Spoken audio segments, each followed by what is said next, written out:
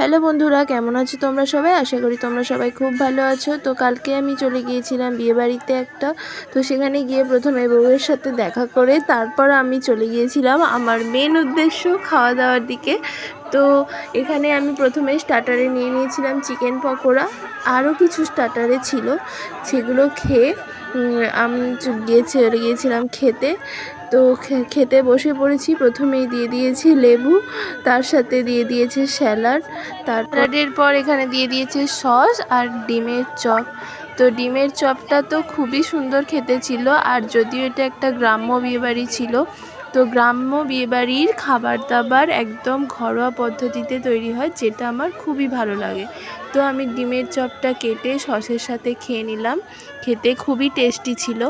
পরেই এসে গেল নান, আর তার সাথে এসে গেল চানা মশলা। এই নানের সাথে চানা মশলার কম্বিনেশানটা তো আমার খুবই ভালো লাগে, তাই কেটে খেয়ে নিলাম, একটা বাইট নিয়ে নিলাম।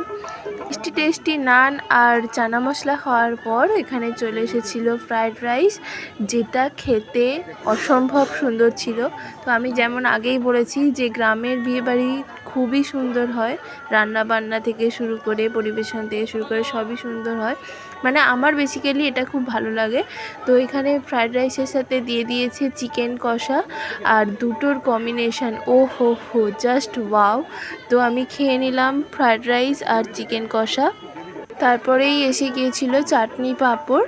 আমি চাটনিটা নিইনি, কারণ রাত্রে আমার চাটনি খেতে অতটাও ভালো লাগে না, আমি শুধু পাঁপড়টাই নিয়েছিলাম।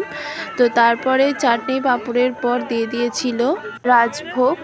দুটো মিষ্টি নিয়েছিলাম, মিষ্টিগুলো খুবই সুন্দর সফট ছিল, আমার তো খেতে খুবই ভালো লেগেছে। আমি রসটা নিংড়ে রসগোল্লাটা গালে পুরে দিলাম।